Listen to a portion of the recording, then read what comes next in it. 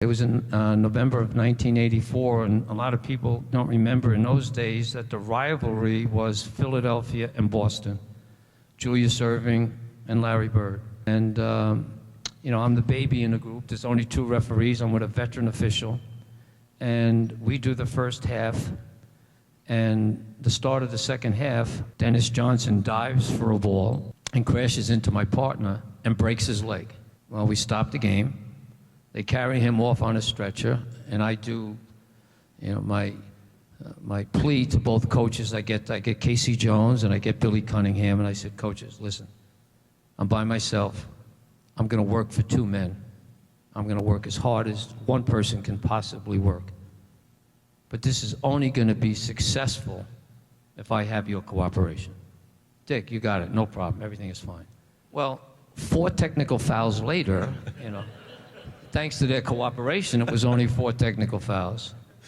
Cunningham starts jumping up, and I say to him, if you do that one more time, I'm going to throw you. He said, you don't have the guts. Bing, bang, goodbye. So he leaves, and I go over to the scorer's table, and Andy Jick, I always remember Andy Jick was the announcer for the Celtics, and the scorer says, Dick, you're throwing him on 1 technical foul, right? And I said, no. The other official in the first half called a technical foul on Cunningham. And because I said, I heard it announced.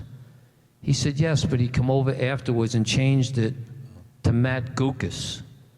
So Cunningham only has 1 technical. Do you really want to throw him on 1? So now they go in and they get Cunningham and they bring him back out again, and he's coaching. And Larry Bird has an unbelievable night. Every shot he took, Erving is guarding him. As every shot went in that Larry took, he went further back, and he kept on saying to Erving, aren't you going to guard me? Can't you do any better? I mean, he was the greatest soft-spoken trash talker I've ever met. Finally, it got too much, and I look up and I see them choking each other.